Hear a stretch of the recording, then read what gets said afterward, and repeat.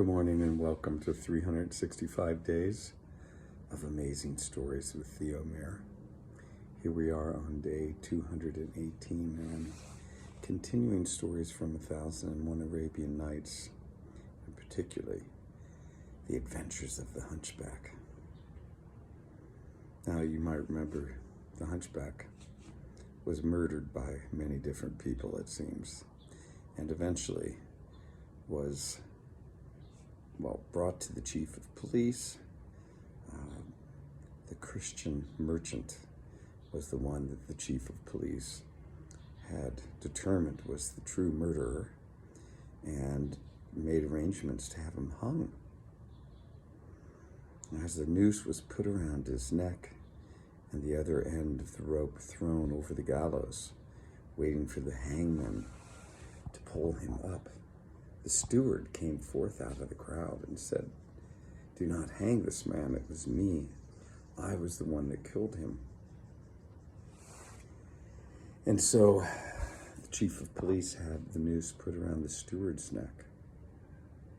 And the Christian merchant was released. And he stood back in amazement that this near-death experience had been averted.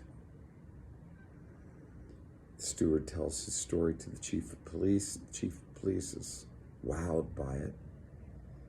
And just as he's about to be hoisted up into the air and hung, the Jewish physician comes forth and says, it was not this man that killed him, it was I. I was the one. I knocked him down the stairs.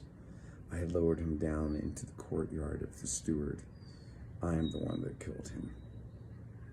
And he relayed the whole story to the chief of police, how the people had brought this sick man and then disappeared and all that had taken place. And the chief of police told the hangman to let the steward go. And of course the Jewish physician was then found with a noose around his neck and the end of the rope over the gallows and the hangman about to pull him up. And then, of course, the tailor came forward and said, it was none of them, it was I. I am the one who stuffed the piece of fish down the Hunchback's mouth, the Hunchback choking on it and dying. I am the one to blame. He told the whole story about dragging the man to the Jewish physician's house, leaving a half dinner with the maid, and running away. And the tailor turned to the Jewish physician and said, "Is this not true?" And the Jewish physician said, "Yes, it is true." And so on the confession of the tailor, the noose was put around his neck and the other end thrown over the gallows. Now it just so happened that the Hunchback was the favorite clown of the king. And that night of his disappearance, the king had waited up long for his return. It had not happened. And in the morning, when the Hunchback still did not return, he began to inquire around the court and around the city to find out what had happened to him, because the Hunchback was his favorite. Well, a man returned and said, "Well, the chief of police has a dead Hunchback with him right now, and, well, a man was found as his murderer, but just as he was about to be hung, another man came forward, and then another and another. 3 other men claimed to be the Hunchback's murderer. And the last is about to be hung right now." The king sent that man back and into the courtyard to stop the hanging. He had given him instructions for the chief of police to bring all the murderers and the Hunchback into his court, for he wished to find out exactly what had happened. So this chamberlain went very quickly, running through the streets to get to the court.